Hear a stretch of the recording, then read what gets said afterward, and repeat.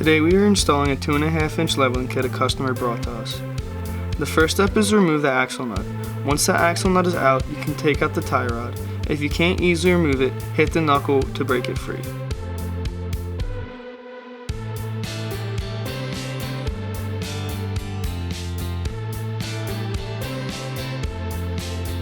The next step is to take out the nut holding the brake line. Now there should be some play in the brake line, and you can take out the nut holding the upper control arm. If the upper control arm is stuck, you can hit the knuckle to break it free.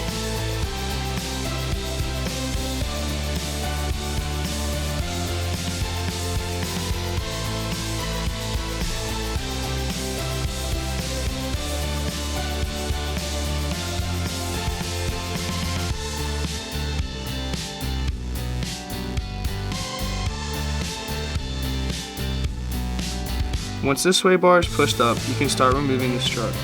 Start with the bottom bolt and then the 3 nuts at the top.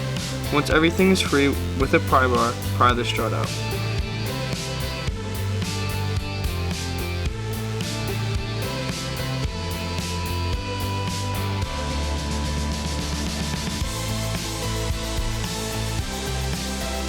Now you can put the leveling kit on. When fastening the kit to the strut, use Loctite on the nuts, even though they are lock nuts. It is better to be safe than sorry.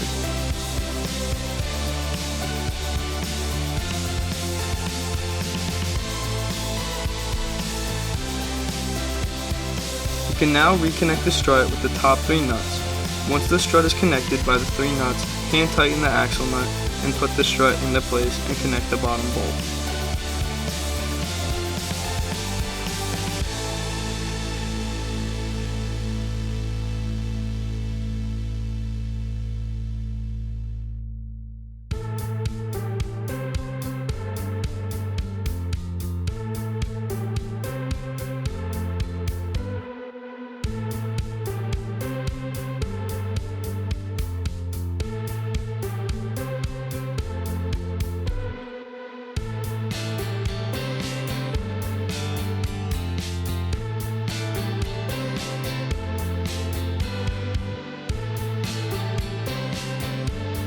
Disclaimer: for those who do not have access to a lift, this is where you want to put the jack when reconnecting the upper control arm.